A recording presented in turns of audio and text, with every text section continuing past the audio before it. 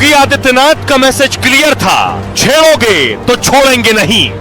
Police पर हमला करोगे तो छेड़ोगे तो फिर छोड़ेंगे भी नहीं, और एक बार छोड़ेंगे नहीं तो फिर छोड़ोगे भी कभी नहीं। मौलाना ने फिर भी हिमाकत की और बवाल की स्क्रिप्ट लिखने लगे। तो मौलाना भूल गया कि शासन किसका है। पुलिस ने भड़काऊ ब्रिगेड को पहले लाठी से सबक सिखाया, फिर सलाखों में पहुंचा दिया। क्या बरेली के बवालियों पर बाबा का बुलडोजर गरजेगा? जो जाति के नाम पर भड़काते हैं भावनाओं को, परिवार के नाम पर दोहन करते हैं, इन्हीं के लिए हम लोगों ने बुलडोजर बनाया था। नवरात्रि में मौलाना ने मस्जिद के सामने बवाल कराया, लेकिन योगी ने सारी गर्मी निकाल दी। गोली मार दी तुमने अतीक और अशरफ को, ऐसे मुझे गोली मार दो। उसकी कई पीढ़ियों के सामने ऐसी कार्रवाई करेंगे कि उनके लिए एक नजीर बन जाएगा। और आइए अब आपको बताऊं कि जेल पहुंच गए तौकीर रजा, जिनके बयानों ने यह हिंसा करवाई और लाठी चली। मौलाना भड़काते नहीं तो यह आलम नहीं होता। अभी जेल में। बरेली बवाल के बाद योगी के रडार पर मौलाना तौकीर रजा आ गए। तौकीर ने यूपी में कानून व्यवस्था बिगाड़ने की साजिश रची। आई लव मोहम्मद कैंपेन पर तौकीर ने योगी को चैलेंज किया था कि मुसलमानों को सड़क पर उतारने का खुला ऐलान कर दिया था। जुमे के दिन नमाज के बाद बड़े प्रदर्शन के लिए भीड़ जुटाई। सैकड़ों मुसलमानों को नारेबाजी और पथराव के लिए उकसाया, लेकिन योगी सरकार ने दंगा कराने के प्लान को फेल कर दिया। बवाल के बाद मौलाना तौकीर ने एक और वीडियो जारी किया। तौकीर ने गोली मारने और गिरफ्तारी की इच्छा जताई। कहा, मुझे भी अतीक और अशरफ की तरह गोली मार दो। तौकीर बोले, मैंने नहीं, पुलिस वालों ने माहौल खराब किया है। ये हिंदू मुसलमान फसाद नहीं करा पाए तो मुस्लिमों पर लाठी चलवाई। साथ ही दावा किया, खुशी होगी अगर मेरी गिरफ्तारी हो जाए। योगी की पुलिस ने मौलाना तौकीर की यह इच्छा फौरन पूरी की। जुमे के दिन शाम को हिरासत में लिया और आज गिरफ्तार कर लिया। भड़काने के आरोप में मौलाना तौकीर रजा को योगी की पुलिस ने जेल भेजा। तौकीर और 8 उपद्रवियों को पुलिस ने जेल में डाल दिया। मौलाना तौकीर को 14 दिन की न्यायिक हिरासत में भेजा गया है। बरेली हिंसा मामले में 7 मुकदमों में मौलाना तौकीर रजा का नाम है। भड़काऊ बयान और उपद्रव के लिए भड़काने के आरोप में एक्शन हुआ। योगी बोले, मौलाना भूल गए कि यूपी में किसकी सरकार है। ऐसा सबक सिखाएंगे कि आने वाली पीढ़ी दंगा करना भूल जाएगी। लोगों की बुरी आदतों के लिए डेंटिंग पेंटिंग करनी पड़ती है। बुरी आदतें ठीक करने के लिए डेंटिंग पेंटिंग कल बरेली में देखी होगी, ये योगी ने कहा। आप सुनिए जरा तौकीर रजा कैसे मुस्लिम युवाओं को भड़का रहे थे और योगी क्या कह रहे हैं। जानबूझकर मुसलमानों पर लाठियां चलाई। मुसलमानों पर यह इल्जाम लगाया जा रहा है कि मुसलमानों ने पत्थर चलाया है। यह बिल्कुल झूठी बात है। मुसलमानों ने कोई पत्थर नहीं चलाया है। लोगों ने यह देखा है कि मुसलमानों ने अमन नुकसान नहीं पहुंचाया है, पुलिस ने खुद अमन को नुकसान पहुंचाया है।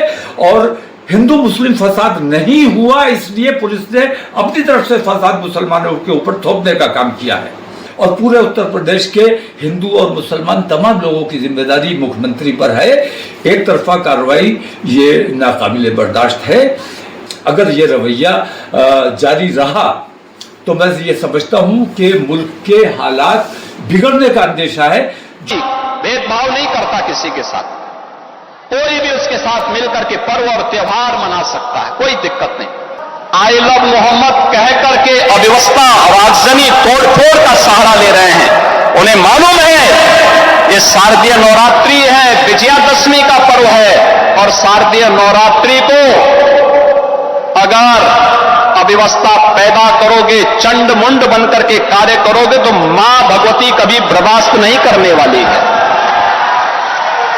मां भगवती तो ऐसे चंड और मुंडों को रोकने का ही कार्य करती है। इसीलिए सभी सनातन धर्मावलंबी मां भगवती दुर्गा की पूजा इसीलिए करती है जिससे शक्ति अर्जित कर सके।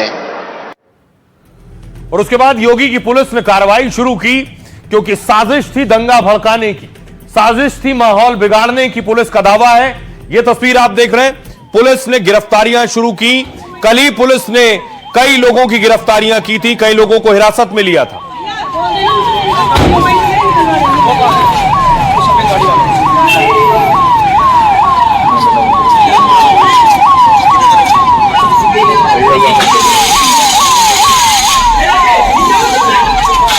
आज भी कई युवाओं की गिरफ्तारी हुई है।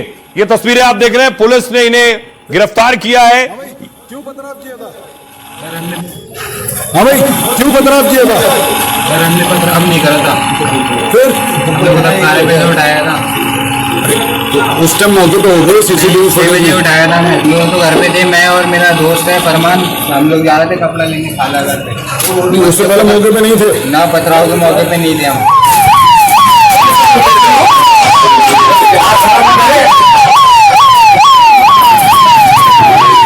हाँ भाई फरमान, क्यों पथराव किया था भाई? सरफराज नाम है मेरा, पथराव नहीं करा था सर। आपने? ना मैंने भी नहीं सर, हमें तो खुद खाने पे से उठाया था सर, दोनों को, मुझे और फरमान को। खुद खाने पे जा रहे थे हम लोग, सर बोले इधर आओ, पकड़ा और गाड़ी में बैठा दिया, जबरदस्ती घुसेड़ दिया। उसके बाद में यहाँ पे लिया। इस तरह की हिंसा के बाद क्या होता है? क्या तौकीर रजा ऐसे युवाओं को बचाएंगे जाकर?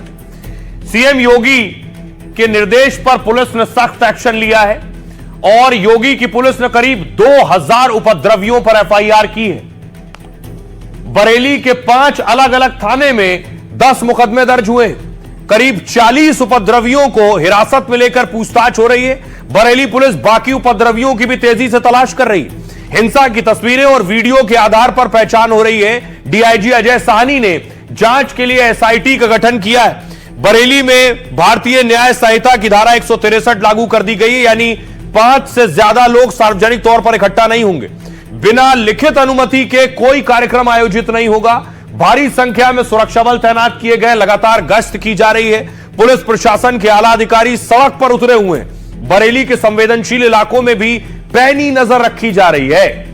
यह एक्शन अब आपको सुनवाता हूं, सुनिए जरा पुलिस क्या कह रही है, स्थानीय लोग क्या कह रहे हैं और जिनके लोग गिरफ्तार हुए वो क्या कह रहे हैं। माननीय मुख्यमंत्री जी का एक क्लियर कट मैसेज है, 0 tolerance for law and order को जो लोग डिस्टर्ब करते हैं उसके लिए, तो हम इसको भी 100% यहाँ पर भी लागू कर रहे हैं। हर प्रकार की कार्रवाई की जाएगी कि एक ऐसी नजीर बने कि आगे के लोग इस प्रकार के कृत्य करने से पहले 10 बार सोचें। 39 लोगों को अब तक हिरासत में लिया है। 8 लोगों को गिरफ्तार करके न्यायिक हिरासत में भेज दिया गया है, जेल भेज दिया गया है। इनके मोबाइल फोन जिन जिनके रिकवर किए गए हैं, उन मोबाइल फोन से भी एविडेंस कलेक्शन किया जा रहा है। नमाज पढ़ने गया था, बाहर से उसको गिरफ्तार करा गया और जो उसमें चलते हैं। वो अपनी नानी से मिलने आया था, नानी की तबीयत खराब थी, हार्ट मतलब उनको अटैक पड़ा था, तो उन्हें देखने आए थे, तो पुलिस ने घर में घुस के इन्हें उठा लिया। ये हमारा ही भाई है, ये शराफत में की दरगाह पे दुकान लगाया हुआ वो, तो उसको वहाँ से उठा के लेके आ गए हैं। हाँ, वहाँ से वो थोड़ा सा खाना लेने आया था अपना, तो उसको उठा के लेके आया। रात भर दुकान उसकी ऐसी लगी रही यहाँ पे, ना मिलने दे रहा है, ना खाने के नहीं दे रहा है, ना कुछ। और उसने कुछ भी नहीं करा। और 6:30 बजे की करीब मगरिब की बात है, उस टाइम पे कौन सा झगड़ा हुआ जिस टाइम पे आप उठा के लाए उन्हें। बहुत लोग घायल हुए हैं सर, किसी का सर फटा, किसी का पैर पे चोट लगी है, चोट बहुत आई है। अच्छा, छोटे छोटे बच्चों के खासतौर पर चोट आई है। अब सोचिए इस एक्शन पर तौकीर रजा जैसे लोग जो भड़का रहे थे, सड़कों पर बुला रहे थे, वो क्या करेंगे? न जाने कितने बेगुनाह और कितने ऐसे लोग जो परेशान होंगे। अगली तस्वीर मैं आपको दिखाऊं, ये देख रहे हैं पुलिस ने फ्लैग मार्च किया, पेट्रोलिंग की है, सिक्योरिटी बढ़ा दी है जिससे कानून व्यवस्था दुरुस्त रहे।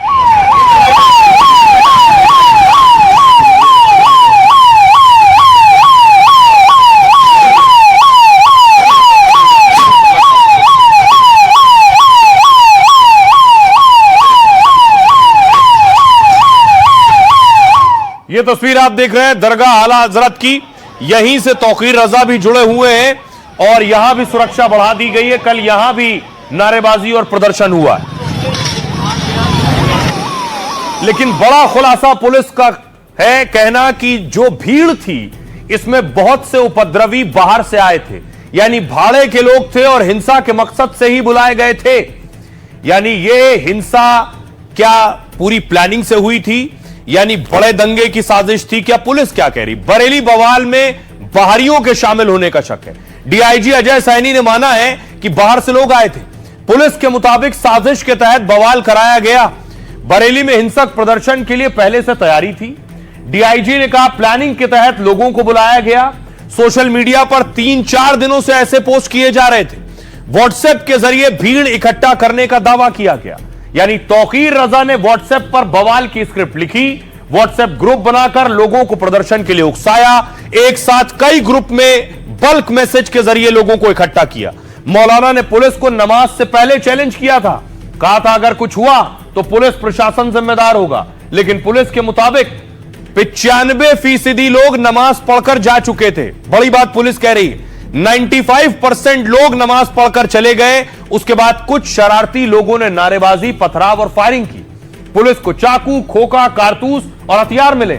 डीआईजी साहनी ने बताया कि इसमें बाहर से बुलाए गए लोग शामिल थे। अगर आपको याद हो, इसी तरह हिंसा का पैटर्न पहले कई राज्यों में देखा गया। नवंबर 2024 में संभल में हिंसा हुई, वहां भी बाहर से उत्पाती आए और गोलियां चलाई गई। हरियाणा के नूह में आपको याद होगा 2023 में बवाल हुआ, पहाड़ी के पीछे से गोलियां चला रहे थे लोग। बरेली में भी भाड़े की भीड़ बुलाकर हिंसा का पैटर्न दोहराया गया, यानी सामने कोई और पीछे से कोई और खेल कर रहा था। सुनिए जरा डीआईजी क्या कह रहे हैं। इसमें अभी तक कुल 10 एफआईआर पंजीकृत की गई है और उस सारी एफआईआर में साक्ष्यों के आधार पर कार्रवाई की जा रही है।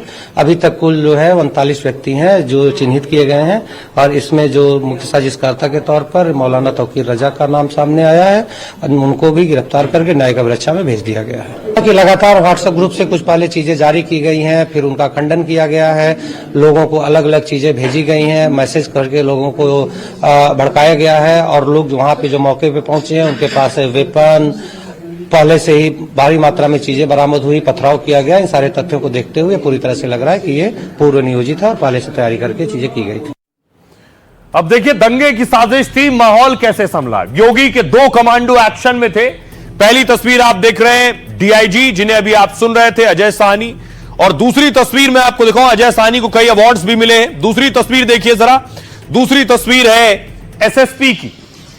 एसएसपी अनुराग आर्या जो कि घोड़े पर आपको नजर आ रहे हैं, लगातार गश्त कर रहे थे, हालात को काबू करने की कोशिश कर रहे थे, असामाजिक और उपद्रवियों पर नकेल कस रहे थे।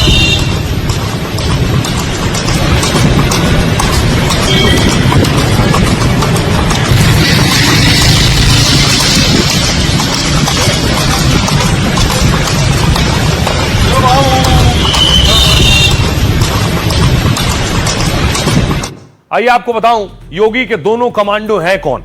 देखिए जरा, बरेली में दंगा साजिश को पुलिस फोर्स ने नाकाम किया है। चंद घंटों में पूरे बवाल को खत्म कर माहौल शांत किया। इसके लिए योगी के 2 अफसरों की खूब चर्चा है। पहला नाम योगी के साथ जो आप देख रहे हैं, बरेली रेंज के डीआईजी अजय कुमार साहनी। इनके नेतृत्व में ही उपद्रव को बढ़ने से रोका गया। बरेली डीआईजी अजय साहनी 2009 बैच के यूपी कैडर के आईपीएस हैं। डीआईजी साहनी एनकाउंटर स्पेशलिस्ट के तौर पर जाने जाते हैं। आईपीएस अजय साहनी ने करियर में करीब 52 एनकाउंटर किए। 1 लाख के नामी कुख्यात नायडू गैंग के सरगना का एनकाउंटर किया। इस एनकाउंटर को यूपी सरकार ने दुर्लभतम बहादुरी बताया था। 50,000 के नामी सुजीत सिंह का भी एनकाउंटर किया। पूर्वांचल के D9 गैंग को खत्म किया और बावरिया गैंग की कमर तोड़ी है। आईपीएस अजय साहनी को बहादुरी के लिए 3 बार राष्ट्रपति पदक मिला है। अगला नाम देखिए, बरेली एसएसपी अनुराग आर्या भी बवाल के दौरान हीरो की तरह उभरे। अनुराग आर्या की गिनती यूपी के तेज तर्रार आईपीएस अफसरों में होती है। 2013 में पहली बार में ही यूपीएससी परीक्षा पास की आईपीएस बन गए। शुरुआती पोस्टिंग जो इनकी शुरुआती हुई वो अमेठी, बलरामपुर, मऊ और प्रतापगढ़ में रही। अनुराग की तेज तर्रार स्टाइल से मुख्तार अंसारी गैंग की कमर टूट गई थी। यह था योगी के 2 हीरो कमांडो। सुनिए जरा योगी क्या कह रहे हैं। भूल गए लोग, ये नया उत्तर प्रदेश है, नया भारत का उत्तर प्रदेश। उपद्रवियों से और माफिया तत्वों से सख्ती से निपटना भी जानता है। हम सम्मान सबको देंगे, सुरक्षा सबको देंगे, लेकिन अगर किसी ने सुरक्षा के साथ खिलवाड़ करने का दुस्साहस किया, निर्दोष नागरिकों पर हमला किया, बेटी की सुरक्षा, व्यापारी के प्रतिष्ठानों में आगजनी करने का दुस्साहस किया, तो कोई नहीं, उसकी कई पीढ़ियों के सामने ऐसी कार्रवाई करेंगे कि उनके लिए नजीर बन जाएगा। और ये सिर्फ बरेली में माहौल बिगाड़ना मकसद नहीं था। मऊ की तस्वीर देखिए जरा, मऊ में क्या हो रहा था। ये मऊ की तस्वीर आप देख रहे हैं। मऊ में भी प्रदर्शन हो रहा था इसी तरह से जैसे बरेली में हो रहा था।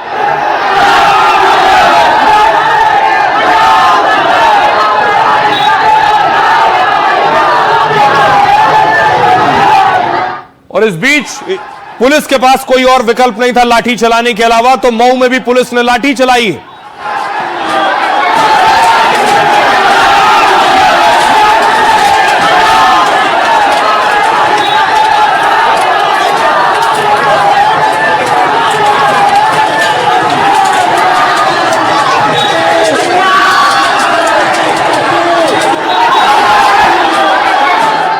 सिर्फ मऊ नहीं, इसका नजीर हर जगह देखने को मिल रही थी। दूसरे राज्यों में भी यही होने लगा था। क्या यह सुनियोजित था? यह बिहार के अररिया की तस्वीर मैं आपको दिखा रहा हूं। अररिया में भी लोग प्रदर्शन कर रहे थे और अररिया में उसके बाद हिंदू मुसलमान आमने सामने आ गए।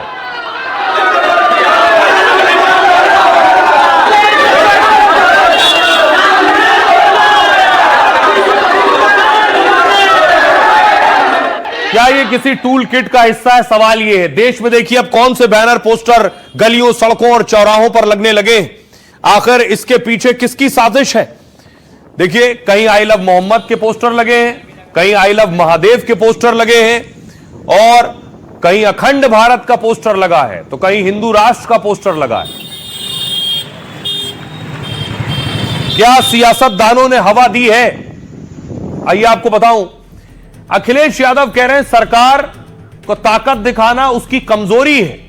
सरकारें लाठीचार्ज से नहीं, सद्भाव से चलती हैं। इसके बाद योगी आदित्यनाथ ने कहा, पहले सत्ता का मुखिया दंगाइयों से मिलकर खुश हो जाता था, अब ना सड़क पर जाम लगेगा ना ही शहर में कर्फ्यू लगेगा, बांटने वालों के लिए ही हमने बुलडोजर बनाया है। इकरा हसन कह रही है यूपी सरकार को संविधान की परवाह नहीं है, जनता एक दिन इनको मिट्टी में मिला देगी। योगी के पूर्व मंत्री कह रहे हैं कि बहकावे में ना आए, सरकार सबकी सुरक्षा के लिए प्रतिबद्ध है। असदुद्दीन ओवैसी कह रहे हैं आई लव मोहम्मद से बीजेपी आरएसएस को दिक्कत क्यों है? यह नारा देश विरोधी लगा तो फिर वो मोहब्बत के खिलाफ। बिना अनुमति के धार्मिक जुलूस निकालना मंजूर नहीं। संजय निषाद ने कहा हमारी सरकार कानून व्यवस्था के लिए हर कदम उठाएगी। चंद्रशेखर रावण कह रहे हैं यह धार्मिक स्वतंत्रता और नागरिक अधिकारों पर हमला है। अफवाहों को रोकने में नाकाम सरकार ने लाठीचार्ज कराया है। आइए अब आपको सुनवाता हूं, सुनिए सियासतदान क्या कह रहे हैं इस पर। सवाल यही है, क्या सियासतदानों के बयानों ने भी माहौल बिगाड़ा है? सुनिए। बोलते अरे ये भड़काऊ भाषण देता जालिमों, मैं अनपढ़ नहीं हूं, मैं लंदन की कानून की डिग्री मेरे पास है। जिस्म को मत देखो, दाढ़ी को मत देखो, टोपी को मत देखो, जबान से सुनो। पोस्टर लेकर के चलते समय आपत्तिजनक नारे लगाए जाते हैं, विभिन्न समुदायों में वैमनस्य पैदा करने की चेष्टा होती है, तब वह आपत्ति की बात हो जाती है और उसके खिलाफ हम देश को सावधान करते हैं।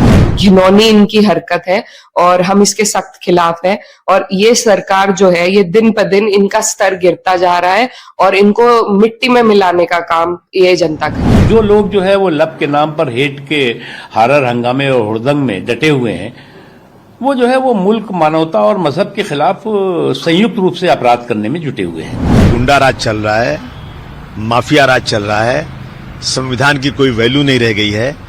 पुलिस को पावर इतना दे दिया गया है कि जिसको चाहे हाथ पैर तोड़ दो, जिसको चाहे उठा के जेल 2-4 साल के लिए भेज दिया हो रहा है। मैं खुली निंदा करना चाहता हूँ। कोई जंग की तैयारी थोड़ी थी, और जहाँ पर मोहम्मद साहब के नाम की बात आएगी तो वहाँ पर सबसे पहली चीज होगी शांति और इंसानियत। ये समझ लेना चाहिए लोगों को। पुलिस की जो कार्रवाई थी, जो पूरी तरीके से देखने में लग रही है कि सरकार के दबाव में की जा रही है, वो बहुत ही गलत है। सुमैया राणा, ये धमकी की भाषा का प्रयोग बंद करो, वरना सैलाब तो आंसुओं का आएगा, क्योंकि कार्रवाई इतनी कठोर होगी कि आंसुओं के सैलाब में आपके सारे अपराध बह जाएंगे। हिम्मत भी मत करना। बरेली के अंदर ये हंगामा और पुलिस के डंडे बरसाने, इसका फायदा पॉलिटिकली कौन उठाएगा? जिसको राजनीतिक फायदा होगा, इसके पीछे उसी का हाथ